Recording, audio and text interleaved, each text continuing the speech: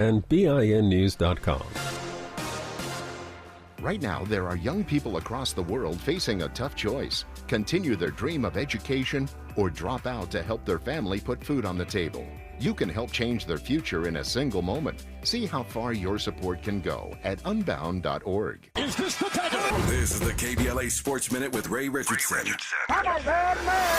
Without question, the number one story for NFL Wildcard Weekend is the first-round matchup between the Rams and Detroit Lions. The Rams are at Detroit next Sunday at 5 p.m. Detroit is where Rams quarterback Matthew Stafford played 12 of his 15 NFL seasons. Stafford came to the Rams in a trade 3 years ago that sent former Rams quarterback Jared Goff to Detroit. Both will be starting on Sunday against their former team. The Lakers snapped their 4-game losing streak Sunday night with a 3-point win over the Clippers. LeBron had 25 points and 7 assists. Shout out to the UCLA women's basketball team. The Bruins are 14-0 after beating Oregon State Sunday. The Bruins are ranked number 2 in the country. They joined Baylor and South Carolina as the only Division I undefeated women's teams in the country. No debates, no speculation, just the info you need. That's your KBLA Sports Minute. I'm Ray Richardson on KBLA Talk 1580.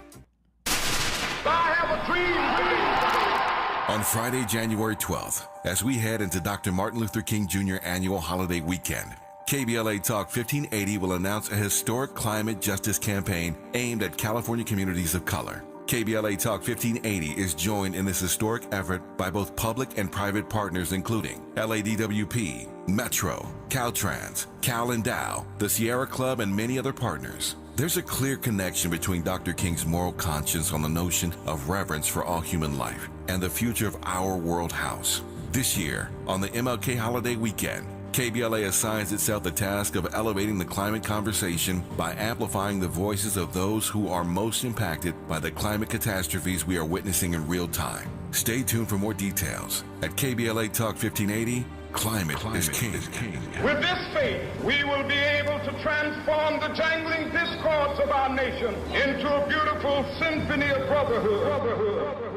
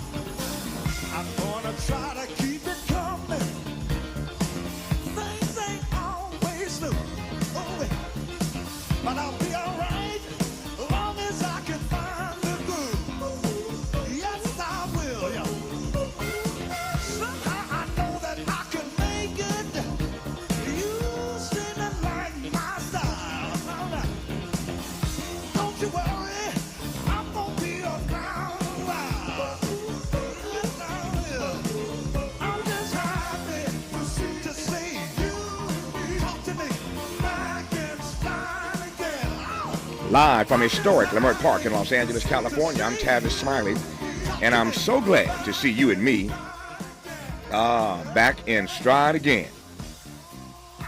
Before we get started with today's show, let me invite you to follow me on Facebook and Instagram at The Real Tavis Smiley and get updates on X, that's formerly Twitter, at Tavis Smiley. By the way, should you miss any part of today's program or want to catch up on previous shows, you can always visit TheTavisSmileyShow.com. That's TheTavisSmileyShow.com, or wherever you get your podcast, and listen to the Tavis Smiley podcast version of this program at your leisure. A great show on tap for you today. In our second hour, a conversation about black magic. No, I mean black magicians. I recently visited the Magic Castle here in Los Angeles, the famed Magic Castle, and I was astonished to see a handful of black magicians. Founded in 1902 and once led by the great Henry Houdini, the Society of American Magicians only elected its first black president in 2014. His name is Kendrick Ice McDonald, and he's good. In 2016, Kendrick co-founded then the International Association of Black Magical Artists. Benjamin Barnes is the entertainment director of the Chicago Magic Lounge and creator of the long-running show Magic Chicago. Kendrick Ice McDonald and Benjamin Barnes join us today in hour 2 for a conversation about black magic.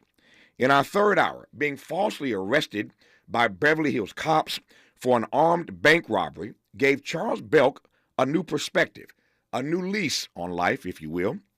He decided to become an advocate for those wrongfully arrested. He also made it his mission to travel, get this, to 100 countries and share those experiences as a way of empowering others.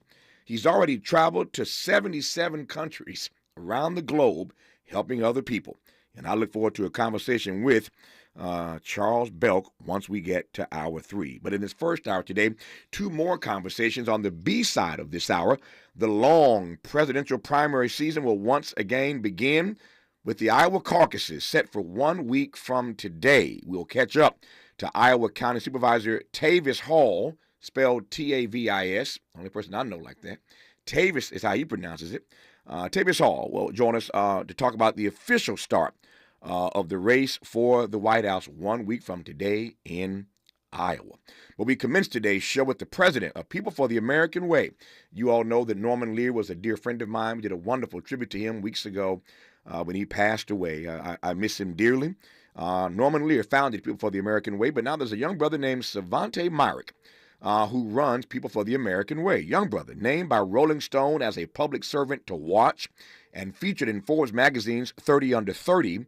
He is one of those young progressive leaders who folk are watching very closely all across the country, and I am pleased to have Savante Myrick on this program. Savante, how are you today, sir?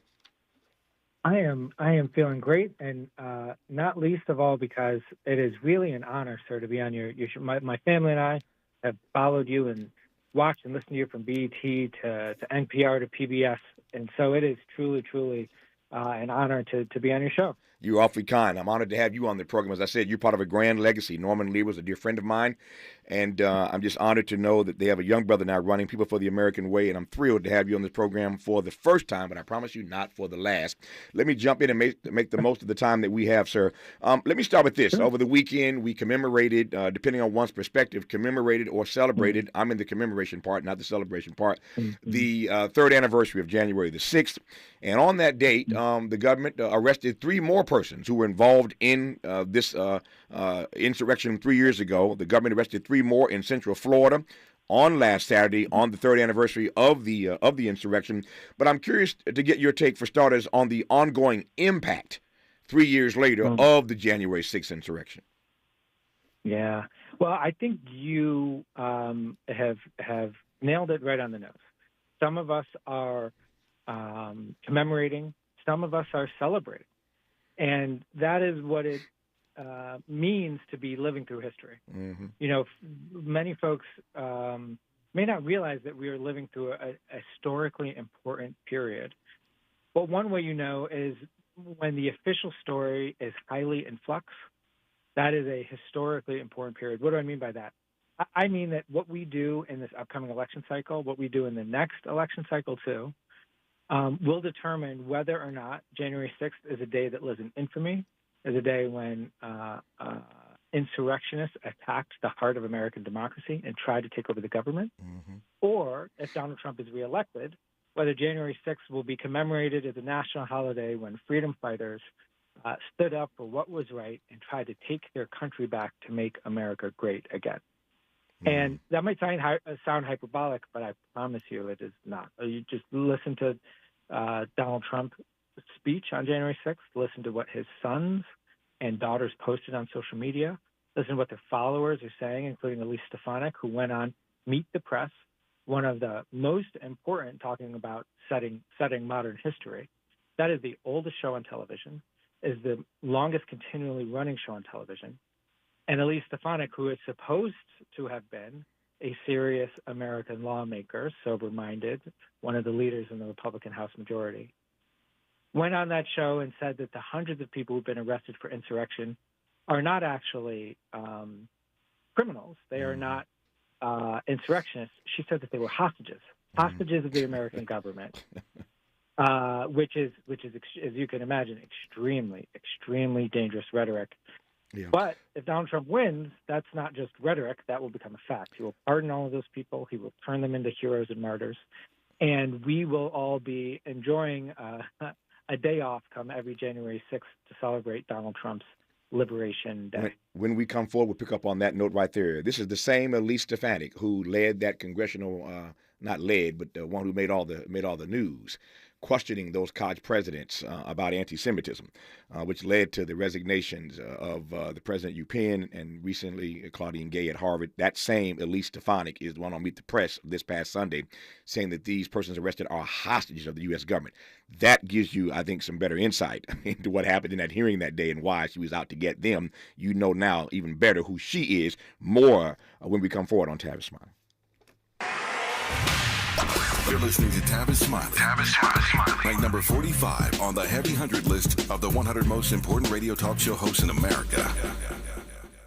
What is dedication? My biggest fear in the middle of my addiction was that my kids wouldn't have a father. And I started thinking, you know what? This isn't my story. I definitely had to become a better man to be a better father. It's important to me that my kids are empowered and truly believe that if they can think it, they can do it. That's dedication. Visit fatherhood.gov to hear more. Brought to you by the U.S. Department of Health and Human Services and the Ad Council. Joey from Vermont, a farmer trying to get through the winter. Adriana from South Carolina, a single mother living paycheck to paycheck. Liam from Ohio, an injured father struggling to provide for his family. Hi, I'm Shanola Hampton, and I support the Feeding America network of food banks because they help provide over 6 billion meals to people in need each year. Learn more at feedingamerica.org. KBLA Talk 1580 is the exclusive media sponsor of This Light of Ours, activist photographers of the Civil Rights Movement, a dynamic new exhibition on view now at the Skirball Cultural Center in Los Angeles. This Light of Ours showcases more than 150 photos taken by movement insiders from diverse backgrounds that reveal the vital work undertaken by a broad coalition of organizers and everyday people whose collective action changed America. This Light of Ours is one of 3 temporary exhibitions currently on view at the Skirball, which together explore issues related to civil rights, immigration, and pluralism. Tickets and more information for all 3 exhibitions are available at skirball.org. That's skirball.org. SKIRBALL.org. For all of us, this generation and the next, there is simply no place in our lives for litter. And yet, it's everywhere we look. And unfortunately, it does belong to all of us. So, let's come together and create a litter-free, clean California, once and for all. Remember to properly dispose of your trash and recycling. Secure truckloads with tarps to keep debris from flying out. Clean out your car when you're at a gas station. Take pride in your community by organizing a cleanup event. Or join a cleanup event near you. Zero litter is the goal. Join us at cleanca.com. That's cleanca.com. Let's do it together. Brought to you by Caltrans. cleanca.com.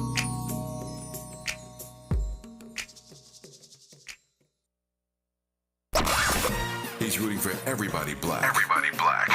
More of Tavis Smiley coming your way right now. I'm Tavis Smiley, and he is Savante Myrick, and I'm honored to have him on this program. He's the president of People for the American Way, major organization, doing some great work for many decades now. And this young brother now leads the organization. Again, I'm pleased to have him on our program to commence today's show. I assume that you agree with me that Elise Stefanik more and more is showing who she is, and put another way, is auditioning every day to be Donald Trump's running mate. That's my read. What's your read on it?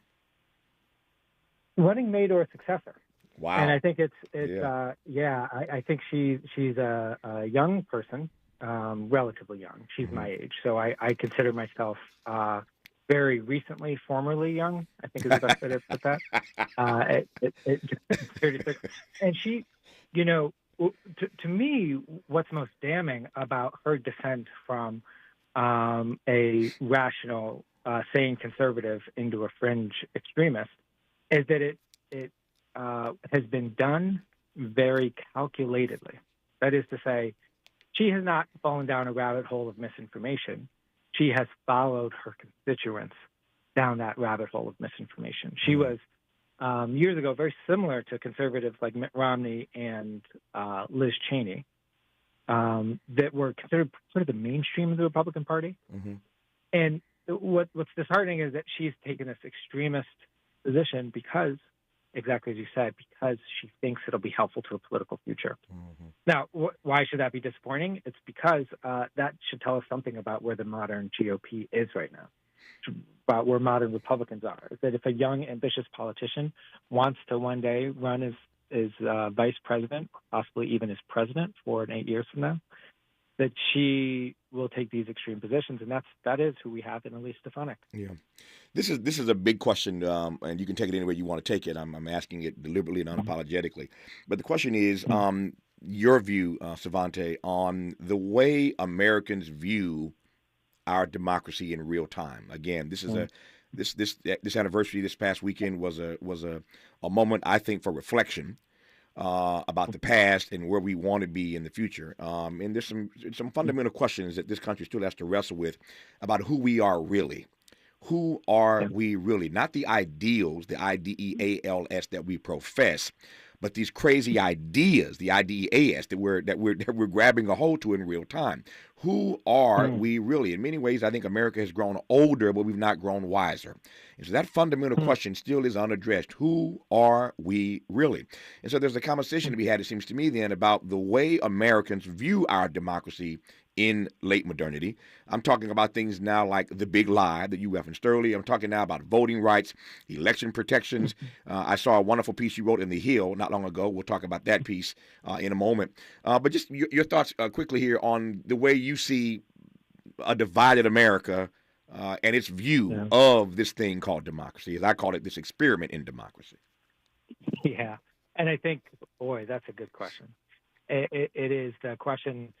I think the crisis is more severe on the right, but it is also relevant on the left, and it is relevant with young people who are seeing in alarming numbers decide, hey, maybe I would be open to fascism if I thought it would make my life better.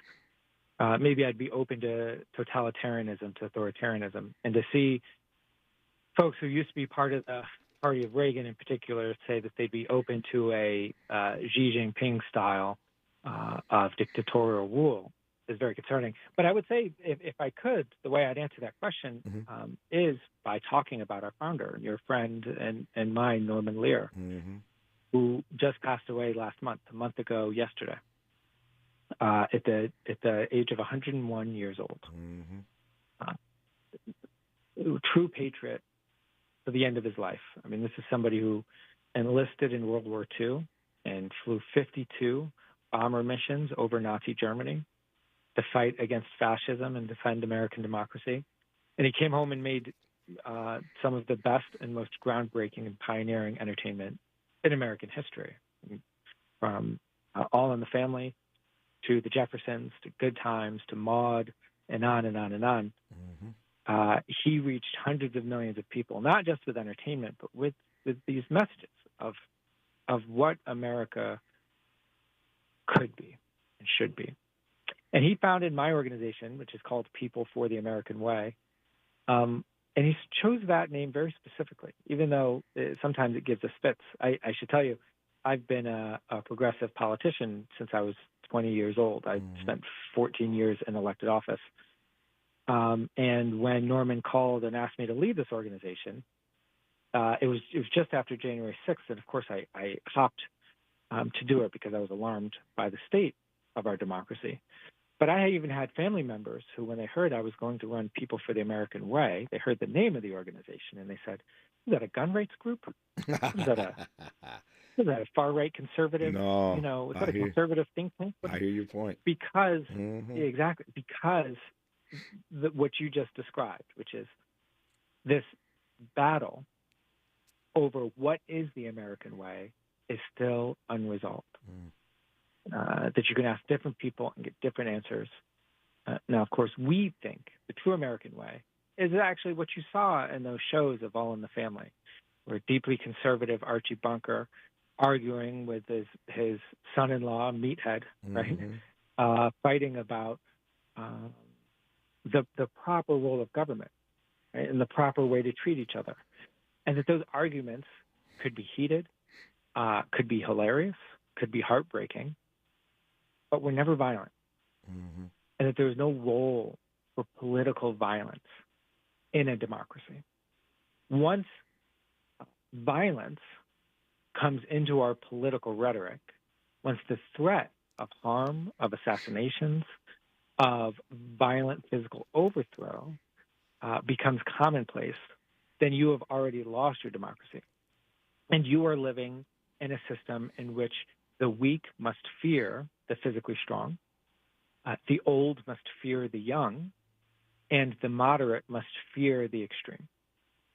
Of course, Jefferson and the rest of them, for all their warts, designed and imagined an American system that would be different from that, where rationality and reason and the power of debate and persuasion would hold the day, and that those who had good ideas would see their ideas flourish, and those who had bad ideas would be banished to the dustbin of history, regardless of how many times they tried to storm a building, they would be rejected. So the question, of course, is the same question that Thomas Jefferson and Benjamin Franklin faced when they left Constitution Hall at Philadelphia. Somebody said, what form of government have you given us? Is it going to be a monarchy? Is it going to be a democracy? Is it going to be... And he said, well, it's a democratic republic. We've given you a democratic republic if you can keep it. And this is what Norman Lear has left us. He has left us a vision for the American way that is inclusive, that is accepting, that allows us to thrive and survive if we can keep it. And and it's clear that it won't keep itself. We just have to fight for it. Yeah. We have to fight for it. No, that is the key phrase. If we can keep it, if we can keep it, which raises the question as to whether or not you think here's the irony here. We live right now in the most multicultural, multiracial, multi-ethnic America ever. The most multiracial, multi-ethnic, multicultural America ever. And yet this question the jury is still out as to whether or not we can ever achieve true multiracial democracy. How's that for an irony? Yeah. And it's frankly, I think the sort of thing that I don't know how to say this without being flip, or without being so boring as to, I happen to know, Mrs. Smiley, that your listeners are some of the most informed and well-reasoned, so they've heard most, and best-looking, if I can add, listeners in the country. So to say this, I know they've heard this before, but say things like, it is actually up to us, that nobody's coming to save us, that nobody can answer this question for us, that if you're sitting in your car right now worried about American democracy, Barack Obama's not coming over the hill to save us. Dr. King is not coming over the hill to save us. Nobody's going to walk into that locker room and save it. It really is. We're going to have to do it ourselves. Yeah. If we can keep it, that is the phrase of the day. If we can keep it. So, let me ask you to say a word. I'm looking at my clock. We got about 5 minutes left with you, and I want to jump right into this. A pretty provocative piece that you recently wrote for the Hill publication, an op-ed. And the thesis was that state governments are already waiting to strip citizens' rights in 2024. I thought to ask you what's at stake in 2024. You've sort of already addressed that. What's at stake here, but the question I'm pressing on now is if this is a tight and close election, as many expect that it might be, and we assume that the presumptive nominees are once again Donald Trump, Joe Biden. Everybody knows that. The question really isn't so much what's at stake. I think we get that. The question is what happens if there's a tight race, given what states Republicans, frankly, have done quite well all across the country preparing to steal this thing. We talk about the big lie. What we're going to see in 2024 may be the big steal if they are successful in all the groundwork, all the patchwork they've done to prepare for this close election. Take it away. You wrote the piece in the Hill. Yeah, sure. I mean, Elise Stefanik, who's the unfortunate star of our conversation today, was once a responsible member of Congress, went on Meet the Press on Sunday, and refused to agree to certify the election if President Biden wins it. Think about this. She, ahead of the election, the question was, imagine that President Biden has won the election. Would you certify it? Right? Not that the election's contested, not that it's very close, not that Trump may have won the Electoral College but lost the popular vote, none of that. Biden wins the election, will you certify it? She refused to answer yes or no. Now, of course, it's Miss Angelou who said, when somebody shows you who they are, you should believe them the first time. Their intentions are as plain as day. And you might think, oh, God, who really cares? You know, Trump, Biden, all this talk of stealing elections, what does it matter? You know, they just want to be in charge. Well, here's what happens if the other side takes away our rights to vote, is that they can then take away any other right see fit. Kate Cox, in our, media circle, things move so fast, people may have already forgotten. A woman who was pregnant, was excited, carried her pregnancy to term. She got terrible news from her doctor that her pregnancy was not viable. Not only not viable, not only would her pregnancy never come to term and a child never survive, but to attempt to carry it to term would threaten her life. Her doctors said, you need to terminate. The governor of the state said, no, you cannot. The governor of the state doesn't have a medical degree. The governor of the state is not in that room. They appealed to the courts. The court said, no, you cannot. She had to flee her state. Now, thankfully, she had the resources. And this has happened to hundreds of women, thousands of women, since Roe v. Wade was overturned. And we won't know how many millions more will be affected. People, unlike Kate Cox, who don't have those resources to challenge the ruling in the court of law. People who won't even know. My heart breaks for a 15-year-old woman in New Orleans who's going to discover the wrong way that they live in a red state when they get impregnated against their will by a family member and attempt to terminate that pregnancy and find out, oh, actually you can't because the Republicans are in charge here. And that's going to be their introduction to the political system, right? Or a woman in Indiana, in any of these states. So, this conversation about our democracy being on the line, it can seem so pedantic, and it could seem like it would only matter to politicians or those weird people who watch too much MSNBC, guilty. But it actually matters to all of us, because we're not just fighting over who's going to sit in which chair. Yeah. If they can take your vote from you, they can take every other thing from you. He is, and I mean that quite literally. Whatever you have fought for your whole life, whatever you've worked for, whatever you've earned, you might feel it is safe. I bought that truck. I'm halfway through the mortgage on that home. I send my kids to that school. I made these choices, and I built my life. Well, believe me, and if you don't believe me, just ask people who've lived under authoritarian governments or dictatorships. No part of your life is safe if your vote is not safe. No, you put your finger on it quite nicely today, Svante Myrick, when you reminded us of what those two founders said when they came out. We have given you a democratic republic if you can keep it. We will see in the days, weeks, months to come whether or not we can keep it. This is, again, Svante Myrick's first time on this program. As you can tell by his brilliance, not his last. We'll have him back a few times, I hope and pray, throughout this season, this critical election season. For now, though, we thank Svante for his insights. Good to have you on, my friend. Have a great year, and I promise I will talk to you sooner than you think. Thank you, sir, and really an honor to be on with you. Thank you for everything you've done for our community. That's very kind of you. My great delight. More of Tavis Smiley when we come forward. Seeking the truth. Speaking the truth. This is the Tavis Smiley Show. If you're like me, 60 and retired, making ends meet, especially here at the supermarket and drugstore, is tough. I'm so blessed to have found benefitscheckup.org. It's a free and confidential website from the National Council on Aging that connected me to $1,200 a year in programs that help pay for food, medicine, utilities, and more. Maybe it can help you. BenefitsCheckup.org. My daughter was diagnosed with a rare malignant rhabdoid tumor on the spine. They sent her straight to St. Jude. My hope was gone. But when you get there, everyone's like, hey, we're not going to give up. And when you see other people not giving up on your child, that makes all the difference in the world. When I found out I didn't have to pay, I was just grateful. They saved my baby's life. Finding cures, saving children. Learn more at stjude.org.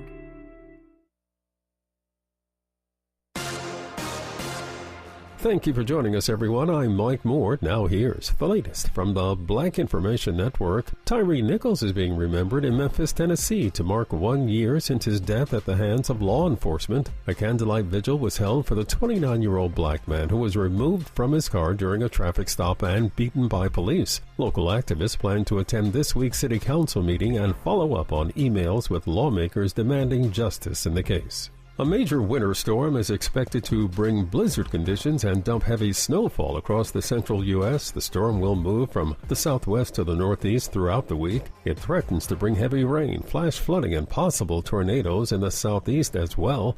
The storm will get stronger today as it moves through the southern plains, causing whiteout conditions in some areas. And that's the latest. I'm Mike Moore from your 24/7 news source, the Black Information Network and BINnews.com.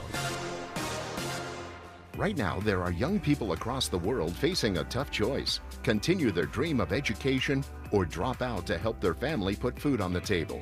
You can help change their future in a single moment. See how far your support can go at unbound.org. Nearly 3,000 teen drivers die in car crashes each year. Tire Rack Street Survival is designed to save lives. The one-day hands-on driving school gives teens experience in car control through exercises that include emergency braking and skid recovery. Find a class near you at TireRack.com/survive. Is this the time? This is the KBLA Sports Minute with Ray Richardson. Without question, the #1 story for NFL Wildcard Weekend is the first-round matchup between the Rams and Detroit Lions. The Rams are at Detroit next Sunday at 5 p.m. Detroit is where Rams quarterback Matthew Stafford played 12 of his 15 NFL seasons. Stafford came to the Rams in a trade 3 years ago that sent former Rams quarterback Jared Goff to Detroit. Both will be starting on Sunday against their former team. The Lakers snapped their 4-game losing streak Sunday night with a 3-point win over the Clippers. LeBron had 25 points and 7 assists. Shout out to the UCLA women's basketball team. The Bruins are 14-0 after beating Oregon State Sunday. The Bruins are ranked number 2 in the country. They joined Baylor and South Carolina as the only Division I undefeated women's teams in the country. No debates, no speculation, just the info you need. That's your KBLA Sports Minute. I'm Ray Richardson on KBLA Talk 1580.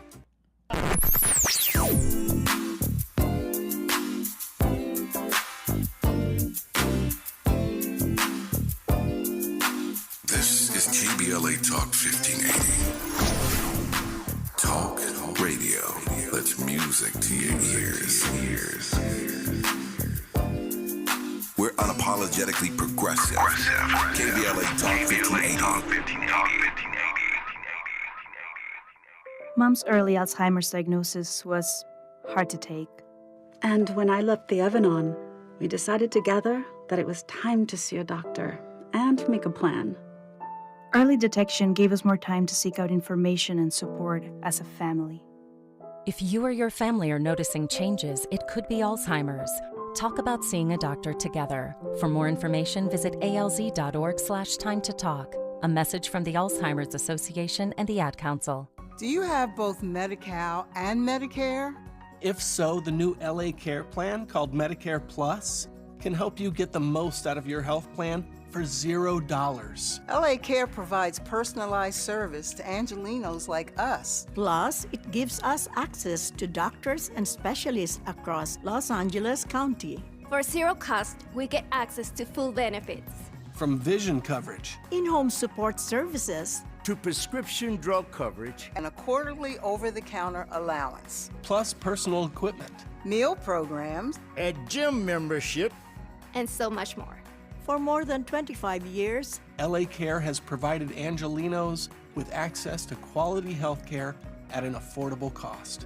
For our families, our seniors, our community, it's a plus. It's a plus for all of us.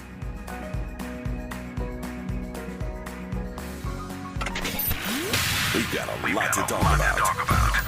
Are you interested in catching up on all the latest entertainment news, trending topics, and exciting interviews? I got you. Tune in to The Raw Report with Robin Ayers, Monday through Friday, 6 to 7 p.m. I'm your host, Robin Ayers. Join me every weekday with some of the best entertainment contributors in the business as we break down what's going on, who's got next, and what not to miss. Only on The Raw Report with Robin Ayers. Unapologetically progressive. KBLA Talk 1580. We've got your black. More honesty than you can handle. More empowerment than you can imagine. You're tuned in to Tavis Smiley. I'm glad to have you on our program today. Tavis Hall, glad to have you back on our program today, I should say. We just had a great conversation with Savante Myrick, young brother running People for the American Way.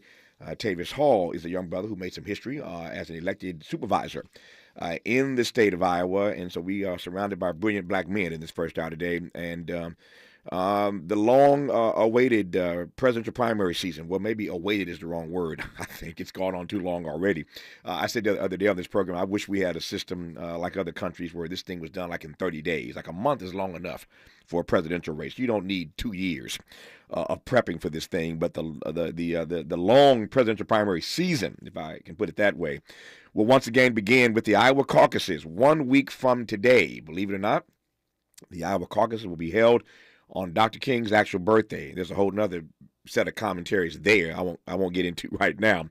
But I'm pleased once again to catch up with Iowa County Supervisor Tavis Hall for his take on the official start to the race for the White House 1 week from today.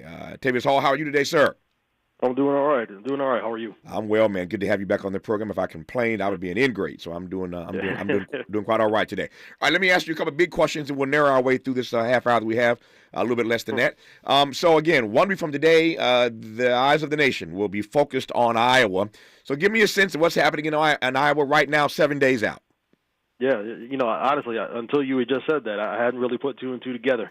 It was going to be on King Day, right? Yeah. And that is rich. Yeah. Look, this really is an exercise in futility, right? I mean, it's a race for second place. Donald Trump is going to win easily, well over 50%. And this whole thing, to your point earlier, that this could be done in 30 days as opposed to what's going to shape up to be a year and a half. It's unfortunate. This is where we are, but it is where we are. Yeah. And it's really, this is not much of a race. I think there might be some folks who perform better than would have originally been assumed. I think Nikki Haley, for instance, comes in, beats DeSantis by a few points, sort of outside of a traditional margin of error. But, what used to be, you would look at these races and you say, well, maybe this person can serve in the cabinet. Maybe this person could be a VP. Especially in this Trump Republican Party, there is zero room for any dissents. There is zero room for folks that don't fall in line from the jump. You're serving one master. And so it really, all of this seems to be really just a waste of time, to be quite frank. I hear your point, an exercise in futility. We'll come back to DeSantis and Nikki Haley in just a second here. But since it has now dawned on you that the caucuses will be on King's actual birthday, which is the holiday this year, January the 15th, a Monday, a week from today, what are your thoughts on that reality? Man, here in the state, right, where we've got a Republican legislature that's been incredibly vindictive, a Republican governor who, for instance, just turned down almost $25 million in federal money that was going to feed Iowa's hungry children. And her response, her justification, was that she was fighting childhood obesity. Right? Those are the folks that we're entrusting Hold up, Tim. Hold up. No, exactly. Hold up. Hold up. Wait a minute. I know you're not making this up. So the governor of Iowa turned down $25 million in federal funds to feed hungry children, and her response literally was, "I'm fighting childhood obesity." Yeah, she cited childhood obesity as a reason to justify not feeding children. It's pathetic, right? But it speaks to the mindset of the folks that they're just propping these people up to serve in office. Yeah. They're voting for them, right? This is it's frustrating because I know that folks, even some of my Republican friends right here in the state, personal friends, I know that when you have conversations with them, they seem better than this, but they continue to vote for people that are doing worse than this. It's frustrating, and so to think of some of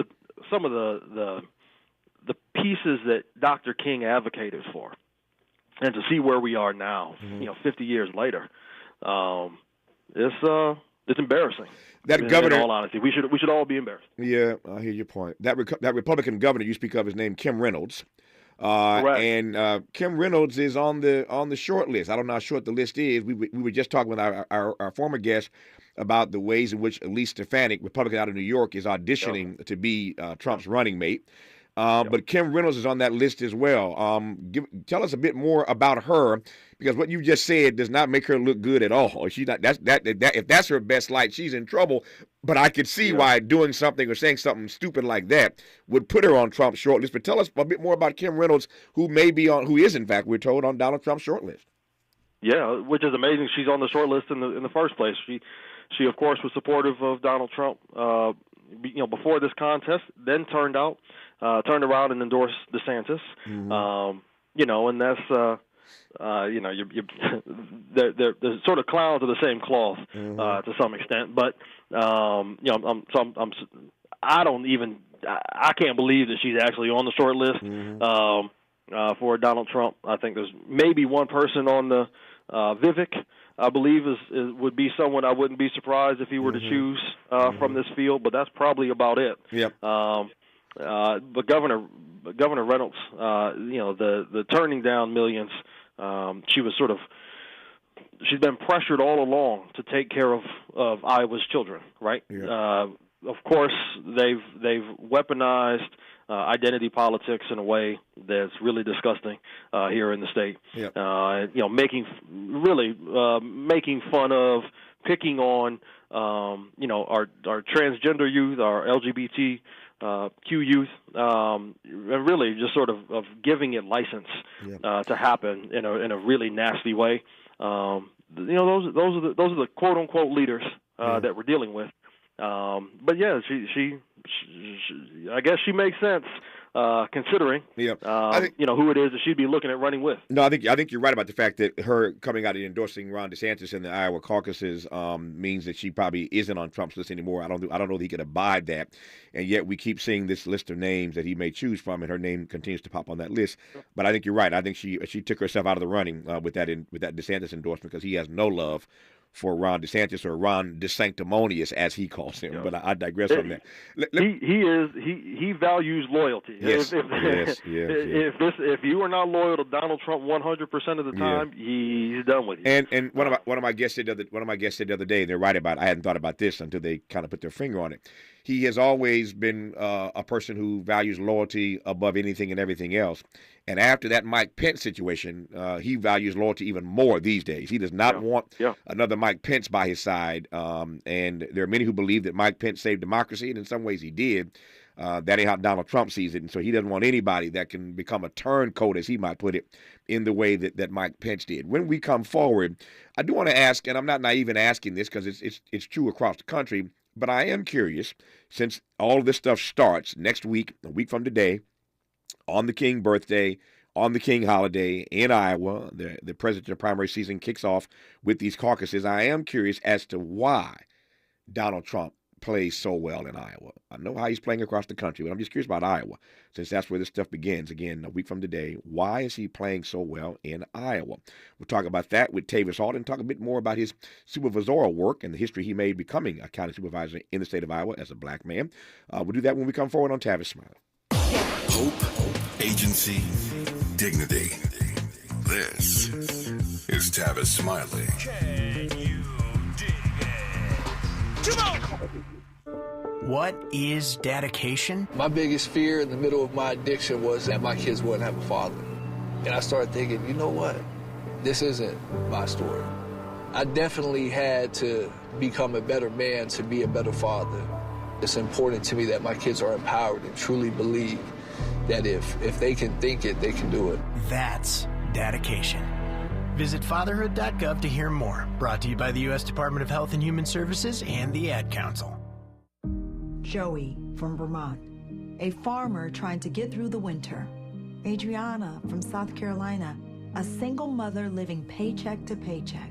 Liam from Ohio, an injured father struggling to provide for his family. Hi, I'm Shanola Hampton, and I support the Feeding America network of food banks because they help provide over 6 billion meals to people in need each year. Learn more at feedingamerica.org. Hey, Dad, how do airplanes fly? What's in this box? Is this tree good for climbing? How are babies made? What does this thing do? Kids are curious about everything, including guns. Talking to them about gun safety in your home is a good first step, but you can do more. Always keep your guns locked, unloaded, and stored separately from ammunition. Safe gun storage saves lives. Learn how to make your home safer at endfamilyfire.org. That's endfamilyfire.org. Brought to you by End Family Fire, Brady, and the Ad Council. I have a dream. On Friday, January 12th, as we head into Dr. Martin Luther King Jr. annual holiday weekend, KBLA Talk 1580 will announce a historic climate justice campaign aimed at California communities of color. KBLA Talk 1580 is joined in this historic effort by both public and private partners including LADWP, Metro, Caltrans, Cal and Dow, the Sierra Club, and many other partners. There's a clear connection between Dr. King's moral conscience on the notion of reverence for all human life and the future of our world house. This year, on the MLK holiday weekend, KBLA assigns itself the task of elevating the climate conversation by amplifying the voices of those who are most impacted by the climate catastrophes we are witnessing in real time. Stay tuned for more details. At KBLA Talk 1580, Climate is King. With this faith, we will be able to transform the jangling discords of our nation into a beautiful symphony of brotherhood. The possibility of lung cancer can be pretty scary, especially if you're one of approximately 8 million current or former smokers at high risk. That's why SaveByTheScan.org wants you to know that now there's a breakthrough low-dose CT scan that can detect lung cancer early, and it only takes 60 seconds. You stop smoking, now start screening. For an easy quiz to see if you're eligible, visit SaveByTheScan.org. It could save your life. SaveByTheScan.org is brought to you by the American Lung Association's Lung Force Initiative and the Ad Council. Helping to make you the most knowledgeable person in your circle of friends. This is Tavis Smiley. This is Tavis Smiley with Tavis Hall, both spelled Tavis, but he pronounces it Tavis. I pronounce it Tavis, and it's the Tavis and Tavis show right about now. As we talk about the Iowa caucuses 1 week from today, they call it the Iowa caucuses. He calls it an exercise in futility. He says that Donald Trump will win. It won't even be close. He predicts that Nikki Haley will, perhaps even outside of the margin of error, move past Ron DeSantis. We will see about that, even though the governor of the state, Kim Reynolds, has endorsed Ron DeSantis. All eyes on Iowa next week on Monday. All that said, tell me why Donald Trump plays so well in Iowa. Oh, man. You can hear the exasperation. Okay, go ahead, Tavis. I mean, look, I will say this. When you say stuff that's so stupid, yeah, people do assume that you're authentic. Uh-huh. Right? If you were fake and phony, you wouldn't come up with that. Yeah. Of all the stuff right? And so I actually think the blunders are somehow humanize him and remind him of some folks tend to agree with their crazy racist uncle at Thanksgiving. Yeah. And he happens to speak to those folks that agree with him. And he, of course, he does it in an inartful way. He does it. He does do it with a sense of humor, even if I don't find him funny. And certainly some of his the implications of him has been anything but a laughing matter. But he introduces an element of humor which makes him, I guess, relatable to some folks. Look, I would love to tell you we're better than this. Yeah. But the proof is in the pudding. Yep. I love that phrase. I would love to tell you that we are better than this, but the proof is in the pudding. So let me ask you how you feel about this, because you are an Iowan and you are a county supervisor. We'll talk about that in just a moment here. You made history as a brother being elected to one of these most esteemed positions in the state of Iowa. That's a beautiful thing. So I suspect you may be ambivalent about this. Because you are in Iowa, this is your state, you have to, love the fact that Iowa is the first in the nation to kick off this thing every 4 years.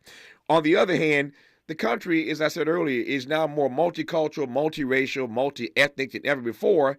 And with all due respect, that ain't Iowa. Should a little, small, overwhelmingly white state in the most multicultural democracy ever kick things off every 4 years? Your thoughts about that? Yeah, well, from the Democratic side, of course, that's been sort of taken out of our control, and Sure. so that part is what it is. And so now you're looking at a Republican Party that is not nearly as multicultural as you spoke. That does probably reflect more of the traditional, the high end numbers of the state. I will say that there are pockets of color, pockets of diversity within the state. Those tend to be the more Democratic-leaning areas. And so even the caucuses, they weren't taking our entire state. They were taking those who were registered Democrats. And so that population was more diverse. And because it was weighted by precincts, it gave some additional,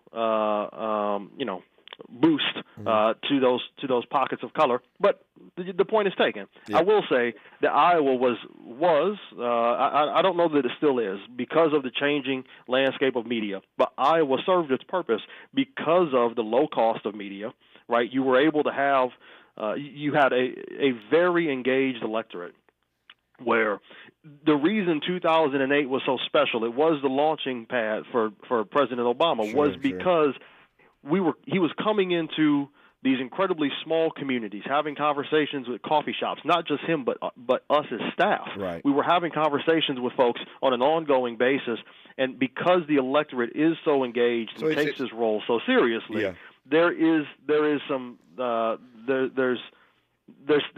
magic here. There's also, again, that media piece is incredibly important. Yeah, now, no, it's retail politics at its best, because to your point, you can get around and shake hands, meet people face to face, and in Iowa you can see people 3 or 4 times before election day because the place is small enough for that kind of retail politics. I get it, I respect that. When we come forward in our remaining moments with Tavis Hall, a couple other things I want to put to him before I lose him. You're listening to Tavis Smiley. What's your quarrel with the world? You're listening to Tavis Smiley. If you're like me, 60 and retired, making ends meet, especially here at the supermarket and drugstore, is tough. I'm so blessed to have found benefitscheckup.org. It's a free and confidential website from the National Council on Aging that connected me to $1,200 a year in programs that help pay for food, medicine, utilities, and more. Maybe it can help you. benefitscheckup.org. My daughter was diagnosed with a rare malignant rhabdoid tumor on the spine. They sent her straight to St. Jude. My hope was gone. But when you get there, everyone's like, hey, we're not going to give up. And when you see other people not giving up on your child, that makes all the difference in the world. When I found out I didn't have to pay, I was just grateful. They saved my baby's life. Finding cures, saving children. Learn more at stjude.org. KBLA Talk 1580. We've got a lot to talk about. KBLA Talk 1580 believes in community empowerment through the arts. Tia Chucha Central Cultural is on a mission to transform community in the Northeast San Fernando Valley and beyond through ancestral knowledge, the arts, literacy, and creative engagement. The Northeast San Fernando Valley has a population of about 500,000, the size of the city of Oakland, yet it has no bookstores, art galleries, or full-fledged cultural spaces until Tia Chuchas opened its doors in 2001. Founded by renowned poet and activist Luis Rodriguez, Tia Chuchas Cultural Center provides a year-round free or low-cost arts and literacy bilingual intergenerational programming in mural painting, music, dance, writing, visual arts, healing art sessions, and healing talking circles. Activities also include Mexica, Aztec dance, indigenous cosmology, philosophy, and 2 weekly open mic nights, one in Spanish, the other in English. In addition, they host author readings, film screenings, and art exhibits. To express yourself, heal yourself, attend an event, or volunteer, please visit www.tiachucha.org. That's TIACHUCHA.org. This is a community call to action from KBLA Talk 1580. My ride smells just right, just right, just right, just right. Y'all gotta try that Febreze car. Just right, just right, just right. La la la la la. Picked up to 40 days of consistency. All over Febreze car clips right on your vent. You know my car's my happy place. Keep that smile on my face.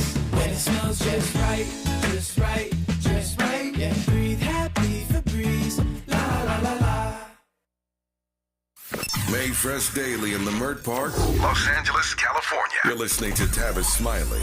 Tavis Smiley and Tavis Hall. Got about 3 minutes left in this conversation, 3 tight minutes. When Tavis mentioned earlier that with regard to my question about Iowa leading the nation, when he said the Democrats have taken that out of our hands, what he meant, of course, was that Joe Biden and the Democratic Party in this era have moved South Carolina to the top of the ticket.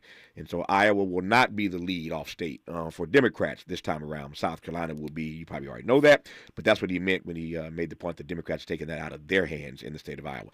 My last question with the 2.5 minutes I have left is for you to give me an update on your supervisorial work.